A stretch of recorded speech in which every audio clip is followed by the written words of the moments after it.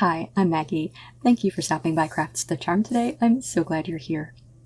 2 years ago, I wanted to make a haunt, but I wanted it to be a sort of playful haunt because I wanted to include Disney characters. So I'll include a link to the first video where I made the tombstones 2 years ago. But basically I made 3 tombstones and ran out of time. So I made some foam board tombstones to explain what was going on, which is haunted, hide, and seek. But those are falling apart. So what I want to do in this video is make a fence to go in front of my haunt, and then I'm going to make over some Dollar Tree tombstones to make the signs that say haunted, hide, and seek that explain what's going on in my little haunt. So let's start with the fence. So I'm going to be following the method that a lot of folks on YouTube follow to make a haunt fence, and I wish I knew who originated this idea. I would give credit because I think it's brilliant. I love it. My twist is I'm going to have some Dollar Tree embellishments for my fence. So my fence is going to be made out of PVC pipe, 1/2 inch PVC pipe, 1x2, and the Dollar Tree garden fence pieces. Also, the Dollar Tree stakes that you can get right now at Halloween. The Dollar Tree garden fence pieces are available in the spring and summer, and I collect them because I really like them. I like to do projects with them.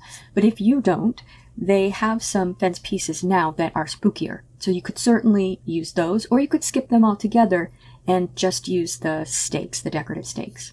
So to start, I wanted to figure out how high I wanted my fence to be. And I decided that I would cut the PVC pieces to be 2 feet long each. Now this isn't getting buried in the ground because you're going to use rebar and then just slide the PVC over the rebar to make the fence stand up. So you don't need something that's taller than you want your fence to be. A lot of people make really tall fences. I thought I would just do a 2-foot version, and I think the scale is going to be good for the Dollar Tree fence that I'm going to put on top. And I bought this PVC cutter at Home Depot and it works great. So I'm using that to cut 2-foot pieces. Now what I'm going to do is have one piece on each end of the Dollar Tree fence. It's about 2 feet long. So I'm making a prototype, and then I'm also making a long 10-foot section of fence. The prototype is just 2 feet long.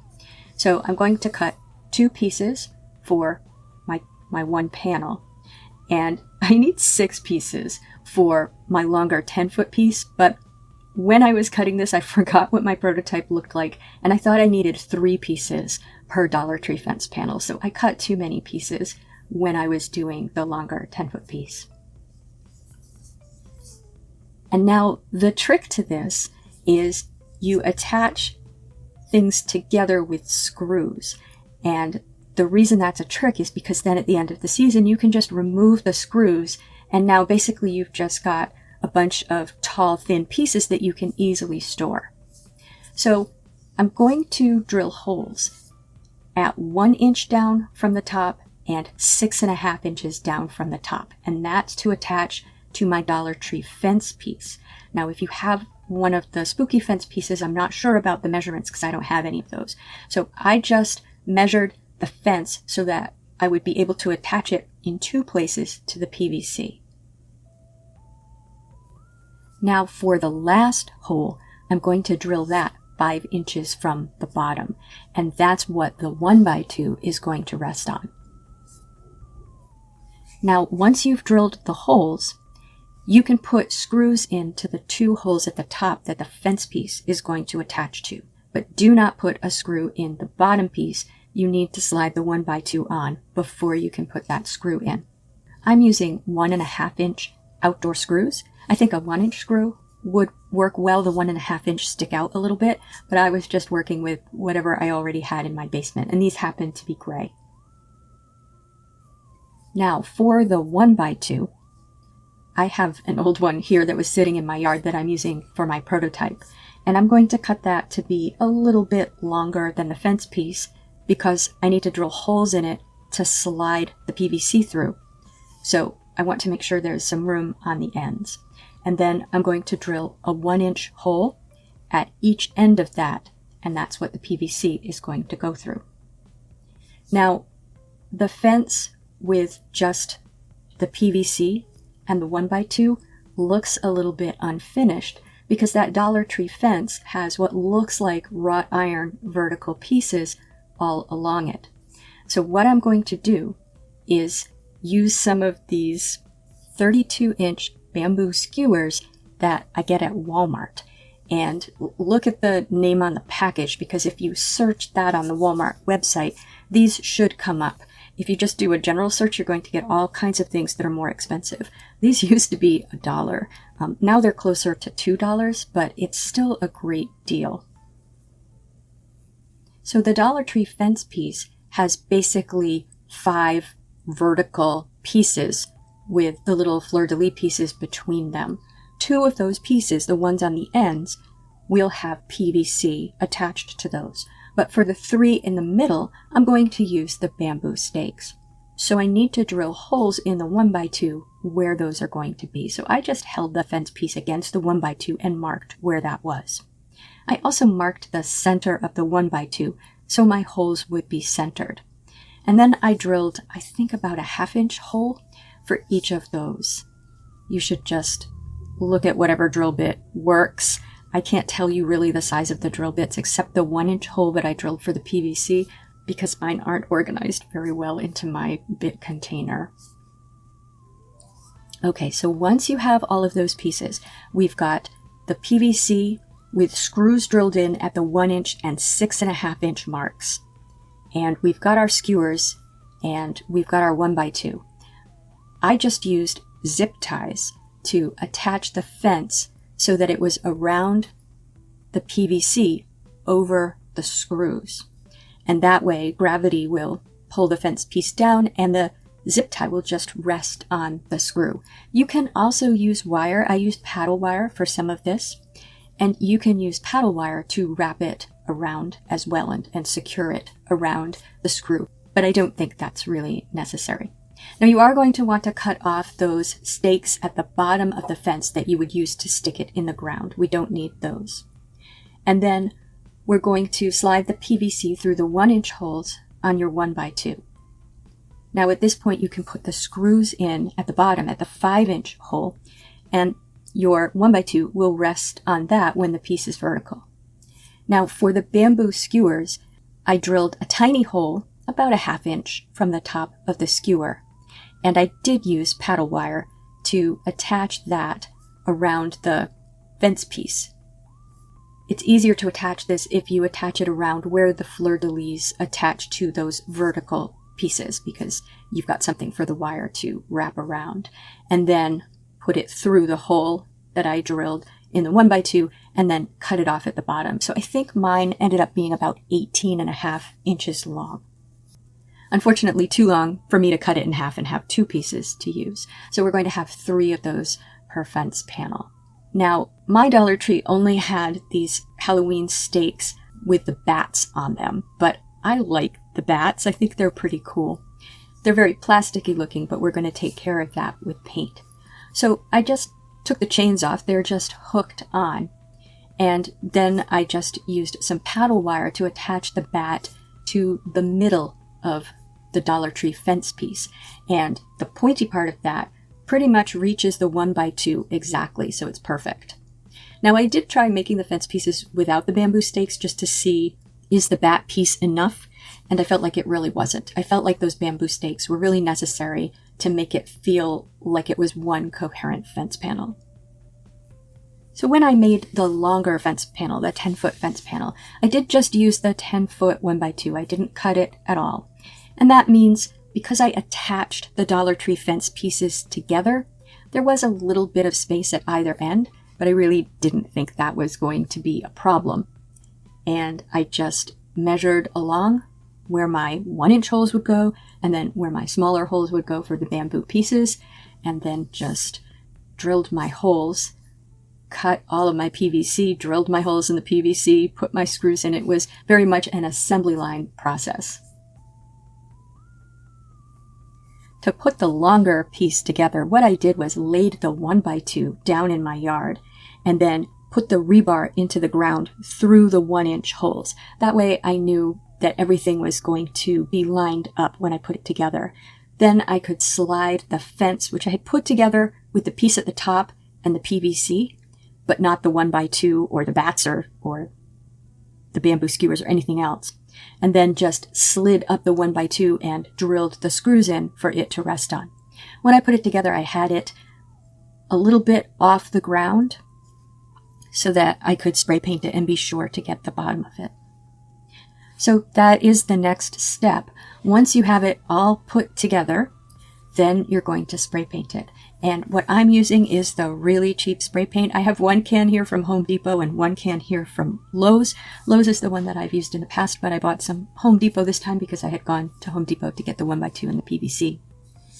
And it took, I'd say, about a can and a half to spray everything that I have. I really wanted to be careful and get both sides of it and all angles, because if any of that white or wood shows through, it's going to look very fake. This is really an illusion, this fence. And it looks okay like that, but the bat is still super plasticky looking, and I think that we can make it look a lot more like metal by aging it, and this is really the fun part. So I'm going to show you how I aged this on my prototype piece. So to start, we'll add rust, and you can use, I'm going to say you can use any orange, yellow, red, and brown. What I have here is Apple Barrel Harvest Orange, Burnt Umber, and Bright Red, because it's really the only red I have. And later I'm going to go in and add some Sunny Day. That's a yellow that I have. It's a sort of a darkish yellow. And you can add the Sunny Day before you do the brown. And I did cut off one little piece of a fleur-de-lis. I'll show you here. This is a fence that I saw over the summer that I fell in love with. So I took a lot of pictures of it. This was in Rhode Island. And you'll notice that some of the pieces are broken on it. So I did cut off a fleur-de-lis piece on my fake fence here. Now I started with the orange, and I just dabbed that over the entire piece where I wanted there to be rust. So not just the decorative part at the top, but also all of the vertical pieces, the PVC and the bamboo skewers and the wood at the bottom. And once I was done with the orange, I added a little bit of red into the orange for some intensity. Now here is where you could also add yellow. As I said, I went back and added yellow after because I realized it needed yellow. Yellow was missing. So once you've got that, let it dry. And then go in with the brown. Again, I'm using Burnt Umber here. And dab over the entire piece, and not just where you have the orange and the red and the yellow. And you're going to let some of that orange and red show through, whatever is to your taste. And again, put the brown on the black parts as well. When I went in and did the yellow, I realized I wanted a lot more rust on the bat. So I went back and put some orange and yellow on the bat. And then once all that was done, I went back over it with the brown.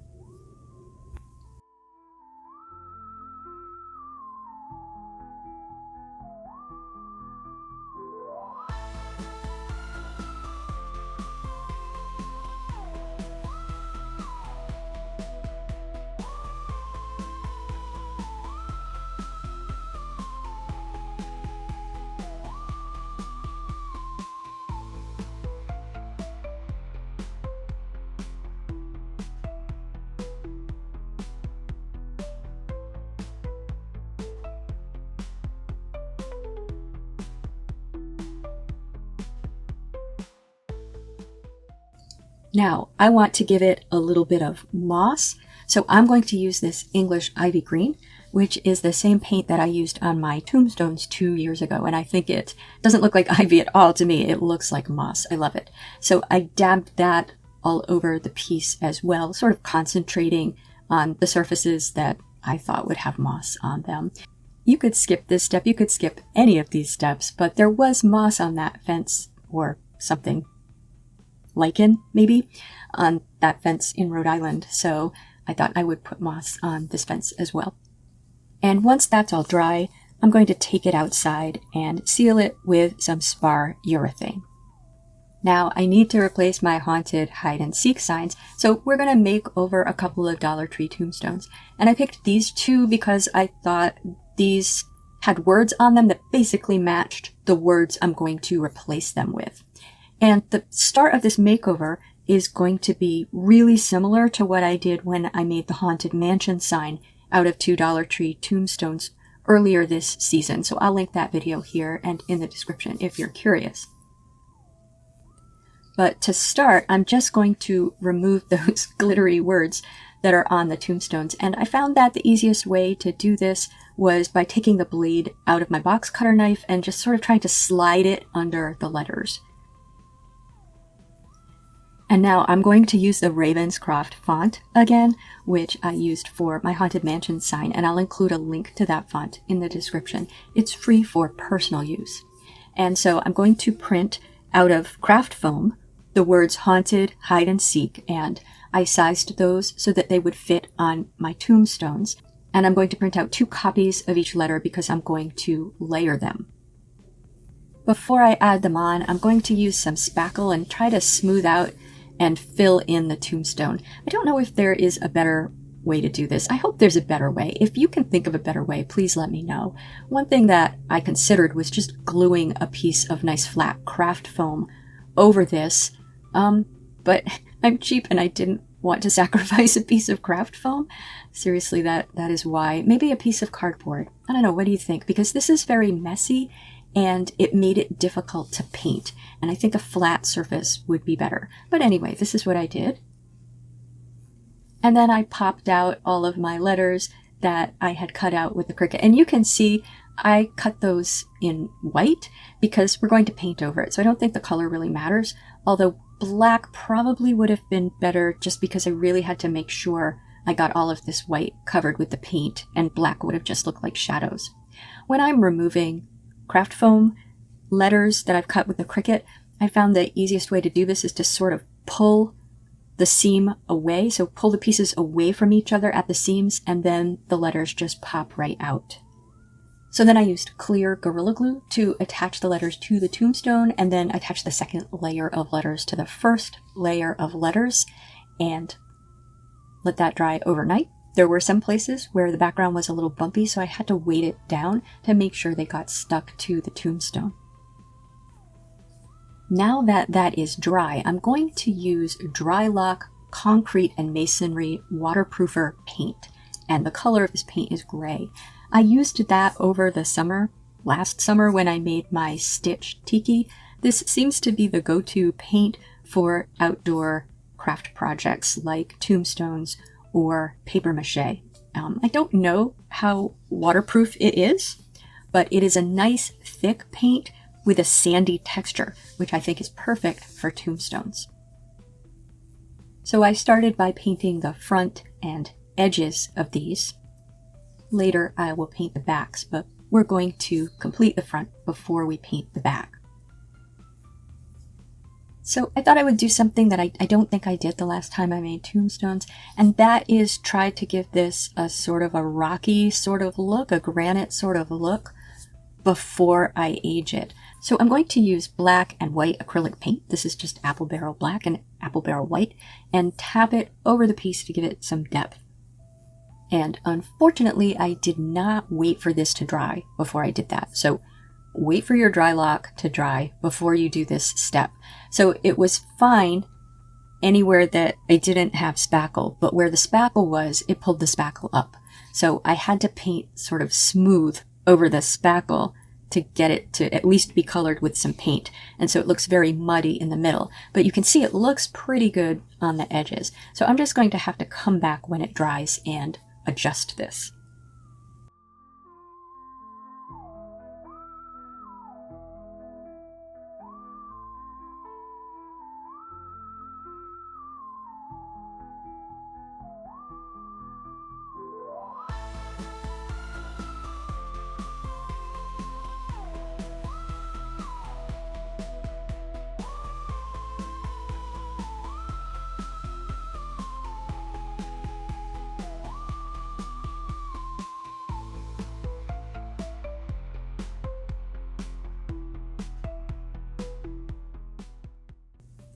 So the next morning, you can see that bright sunlight on my table. That's an east-facing window. I mixed up the black and white to get a gray acrylic. I didn't want to use the Drylock because that takes a long time to dry. And I'm going to dab this over the entire piece to tone down the black and white. We just want a hint of texture here, and also to try to fix the middle parts where it's muddy to make it look more like stone. And that's much better. And now what I'm going to do is take some black paint and mix water in it and use a dropper to drip that down my tombstones. Now, other people put black paint watered down in a spray bottle. I don't like that method so much. I've tried it. And mainly I don't like it because I don't like then having to clean out the spray bottle. It's not that easy. So I did this, and then I sprayed water over it where it was dripping down if I felt I needed to give it a little bit of an assist. And then you can also dab it with a cloth if it's too heavy. And with that done, I then laid them flat again and went into the depressions, because these Dollar Tree stones have a lot of cutouts, so there's a lot of depressions, and made sure that the depressions had black in them. But I also painted around my letters with the black, because we really want those words to stand out. So we're going to need to give them a nice dark background, and then we're also going to do highlights in a moment.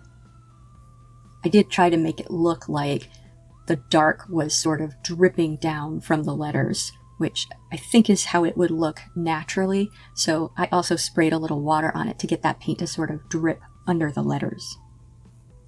And now with that mostly dry, we'll do some highlights. So to do that, I am going to use just white acrylic paint and get some on the brush and then get as much off as I can. I'm doing that sort of over to the right. I have the cardboard box over there that I had them in when I was dripping on them. So I'm brushing off on the cardboard box and then brushing the white over all of the raised surfaces, and especially those letters. So this you just want to do slowly, a little bit at a time, because you can always add more. And the final painting step is the moss or lichen or mildew or mold or whatever this is. And I'm using that same English ivy green paint and just dabbing it where I think there would be moss on the tombstone. Now I have these leftover pieces from when I made that Haunted Mansion sign. And these are the bottoms of the tombstone I used to make the Haunted Mansion sign. You can see it matches my tombstone on the right here. What I'm going to do is use the clear Gorilla Glue to glue these to the back of the tombstones. Now you could double up the tombstones and that would give them a little more substance, or just cut out a piece of foam that's the same shape as the tombstones.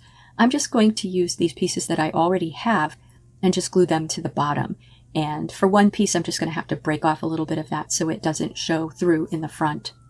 And I'm also going to take the stakes that come with them, and those are for inserting it in the ground. And I'm going to sandwich those between the two pieces so that those are firmly part of the tombstone. And again, I'm going to use the clear Gorilla Glue. Remember, with clear Gorilla Glue, you apply the Gorilla Glue to one surface and spray water on the other surface. And then I'm going to put weights on these. I'm going to put the Drylock paint on one of them so that they will adhere really well. And with that all dry, I'm just going to paint the back of them with the Drylock paint. I'm not going to do any kind of technique on the back of them. And once that has dried, I'm taking them outside and spraying them with the Spar urethane.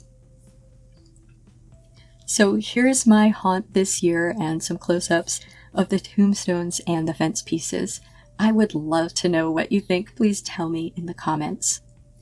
If you liked this video, please give it a thumbs up. And if you enjoy this sort of content, please subscribe to Crafts the Charm. Thank you for spending time with me today. Happy haunting.